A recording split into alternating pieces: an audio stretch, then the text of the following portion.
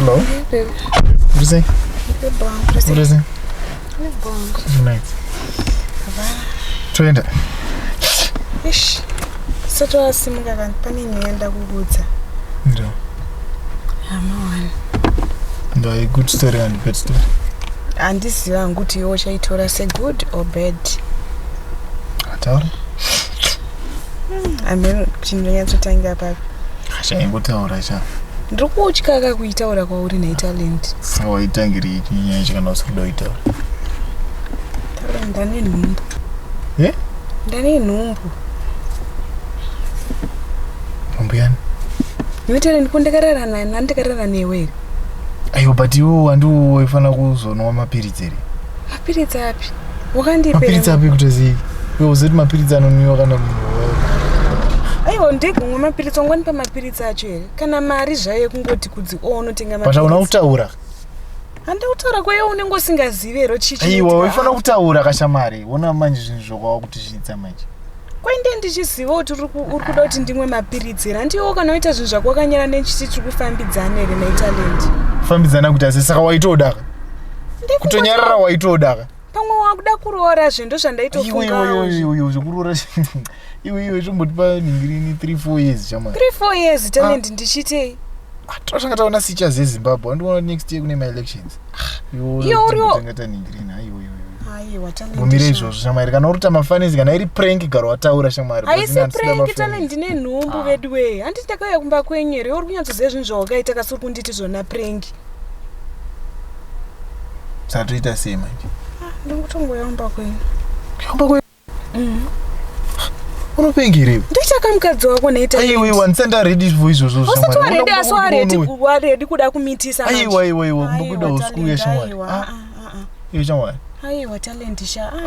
Alright vanhumba kwedu ndovaudza kuti chiwo right. Ameno shamari. Yo ndiwo wakaita mistake yako shamari. Kwandinakaita mistake ere Talent wakandipere kana mari mapiritsi right. Aiwa munhu wa responsible shamari. Ini ndini kufanira kuita responsible. Ko iwewe. Aiwa Talent ini vanhumba kwedu sha indotongoudza tete wangu ndoperekedzwa kumba kwedu. Aiwa ina ndisikuda iyo handisikukuda iyo. Tingatoti maybe zvingatobude pamwe ungatonipe mwana wacho. Mwana wacho ndiye handingatokwanise kuchengeta mwana wacho. Ameno kayo unochengeta 9 months dzese idzi ndiye ndiri kupi Talent. Ati unenge uri 1 here ukasi 9 months mwana wacho anenge achida kudyawo. Ati ndione kuchini but inini ndine kana wamuzvara uzoya naye. Kana wamuzvara uzoya naye. But ndine ndichifamba muroad nchinzi single mother akamitiswa akaita sei iwe uriko. Unenge single mother sei kana ndatora mwana? Aiwa correct pa 9 months dzese dzine nchita sei dumbu rakakura ndenchita sei. Kuita sei pakuti iwe kuti nekuti iwe usoro unotakura dumbu. Aiwa isinyaya yekuti handisiri ndotakura dumbu but handiti mwana ndichachengeta here. Zvitori nani ndiye for 9 months kumba kwenyu. Aiwa kumba kuti ndosiya mwana wenyu ndodzokera kumba kwenyu. Momzi yangu shamari unoda kuita sei iwe. Kwa inini mama wangu ndowasingapopoti. Aiwa ndikuda kuti iwe imbomira zvauritaura. Aiwa Talent sha ndiri kuyamba kwenyu sha. Kozi munhu kana uchiita zvinhu zvako uchingoramba wakandinyararira after some days. Ini ndikunzwa pane point yangu.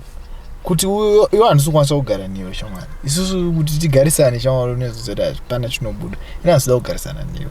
Talent ndinozvara mwana wondipa mwana ndogara nemwana. Ndiri kuda but kwete zvemukadzi. Kwete zvekuti wakufanira kuita madhamu. Right ni mwana wako. No, anoda kuroora unogona kuzomwana zvako in future. But for this 9 months ndini kumba kwenyu. Akuda kuroorwa during 9 months. Aiwa ndichimbochengeta dumbu rine rakakura kandi ndinde ndakatakura dumbu. Leo tosara shamari ndanoziva kuti ndo agenda yako shamari. Gara waburuka. Aiwa ndisikuburuka nasi handisikuburuka. Aiwa buda mota mangu buda chibuda mota mangu. Aiwa kana shamari Talent azvisikuita. Okay guys, I want to ask you a question. I mean, kubvunza wako. Toona kuti ndiana right kana ndiana wrong. Okay guys, my question is you go for a sleepover nditi. Of course, my relationship amazwano guys makunoita zvinoitwa chichi. Waenda sleepover, mapedza kuita unprotected anditi. And then the guy haatombokupe kana mari yemapiritsi guys.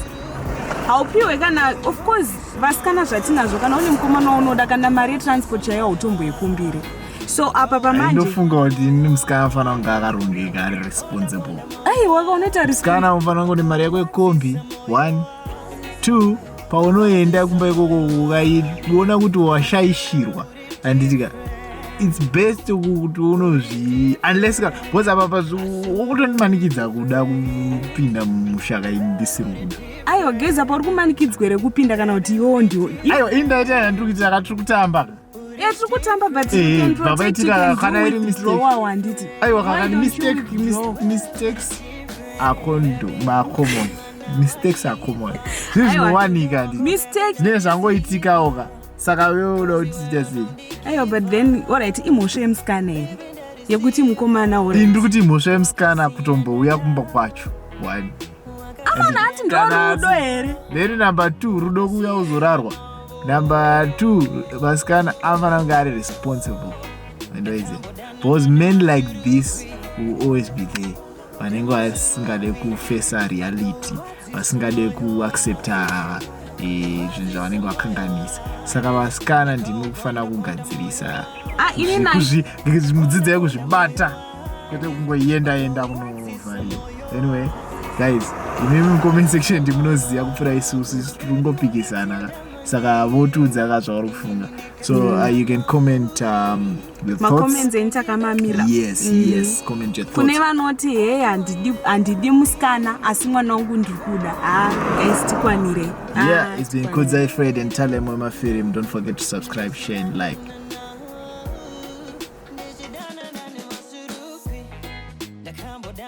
Masudu